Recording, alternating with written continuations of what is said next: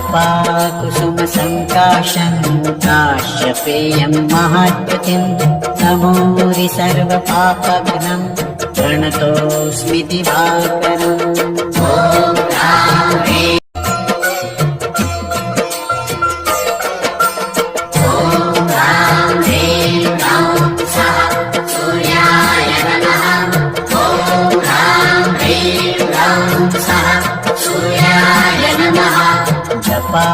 जपाकुसुमसङ्काशं काश्यपेयं महाद्युतिं नमोरि सर्वपापघ्नं प्रणतोऽस्मि दिवाकरम्।